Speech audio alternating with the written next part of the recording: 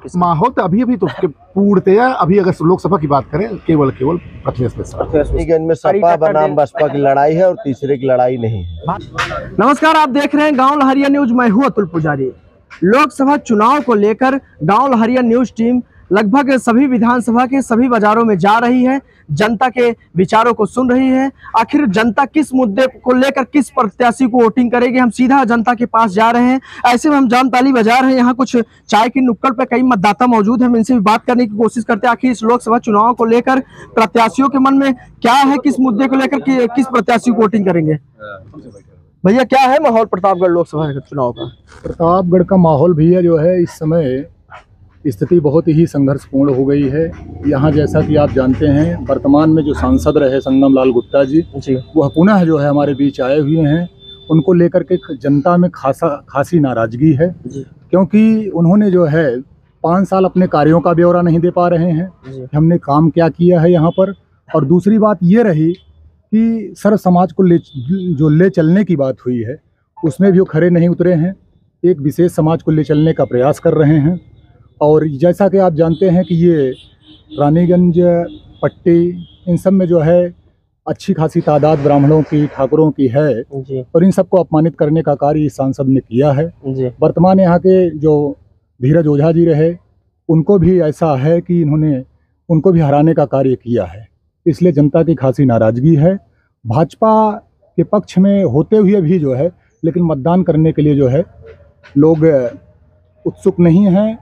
अगर मतदान कर भी रहे हैं तो प्रथमेश जी के पक्ष में जो है लोग मूड बना चुके हैं। और जो कल अभी मायावती की रैली हुई है, उससे जो एक संदेश गया है कि यहाँ पर प्रथमेश बहुत आगे चल रहे हैं। क्या लगता है भैया, आपने बात किया पूर्व विधायक धीरज ओझा का, क्या लगता है विधानसभा का बदला लोकसभा में निकल जाएगा? बिल्कुल।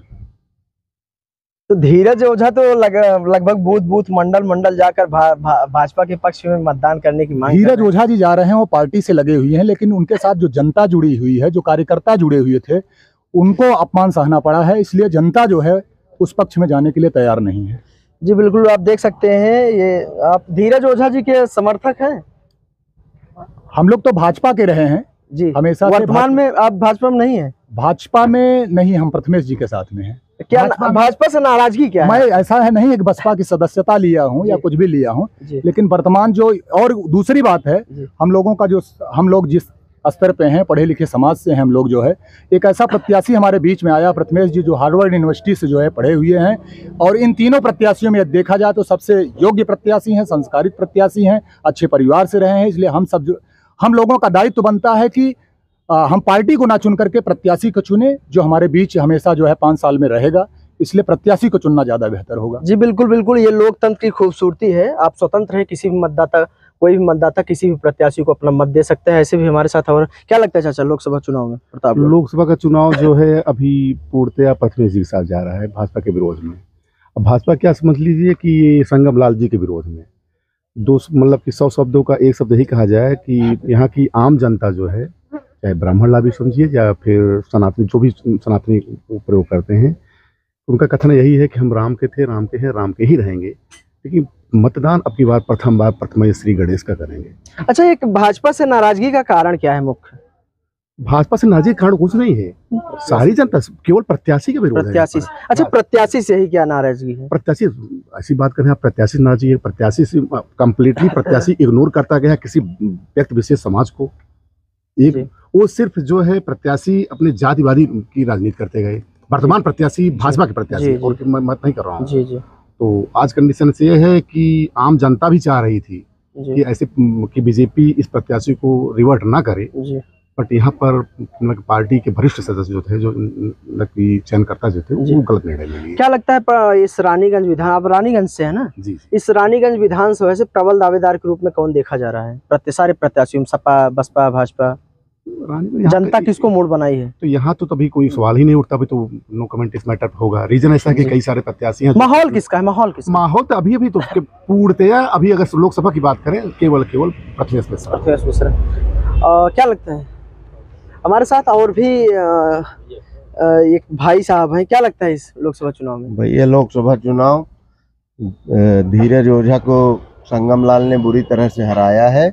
हम लोग संगम लाल का विरोध करके प्रथमेश मिश्रा को अपना मत देंगे।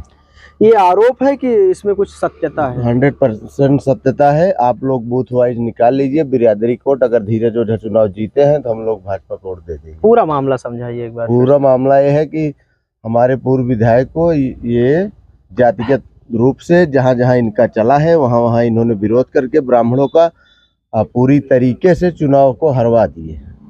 तो धीरज ओझा के समर्थक कहाँ जाएंगे इस लोकसभा? धीरज ओझा कहीं जाए, धीरज ओझा से मतलब नहीं है जी। हम लोग स्वतंत्र होकर एक पढ़े लिखे विद्वान को, प्रचंड विद्वान प्रथमेश मिश्रा को अपना मत करने जा रहे हैं। जी, मतलब यहाँ रानीगंज की आबादी प्रथमेश मिश्रा को चुन रही है अपना बिल्कुल, प्रथमेश मिश्रा के साथ युवा सब लगे हैं अपने अपने तरीके से चुनाव जिताएंगे। लड़ाई में लगभग भाजपा और सपा भी है क्या रानीगंज में भी? रानीगंज में सपा बनाम बसपा की लड़ाई है और तीसरे की लड़ाई नहीं है। भाजपा नहीं है रानीगंज में? भाजपा बिल्कुल नहीं है। भाजपा वही अपने दलालों को लेकर टहल रही है, जो दलाल हैं वही। अच्छा, ये प्रत्याशी का विरोध है कि ये पार्टी का? प्रत्याशी का विरोध है। योगी मोदी से किसी का विरोध नहीं है। जी बिल्कुल, आप देख सकते हैं ये जामताली बाजार से ग्राउंड रिपोर्टिंग है गांव लहरिया न्यूज की। गांव लहरिया न्यूज ग्राउंड सर्वे कर रही है, गांव-गांव जाकर, बाजार जाकर मतदाताओं के क्या है विचार आप सभी को सुना रही है, दिखा रही है। पट्टी से चलकर हम रानीगंज बाजार आए हैं। ये रानीगंज विधानसभा का जामताली बाजार है। यहाँ मतदाताओं ने कहा कि हमारा भाजपा से कोई विरोध नहीं है, खासकर व्यक्तिगत प्रत्याशी से विरोध है। हम लोग बसपा प्रत्याशी प्रथमेश मिश्रा को अपना समर्थन देंगे। आप देख रहे हैं गाँव लहरिया के खास रिपोर्ट अतुल पुजारी के साथ।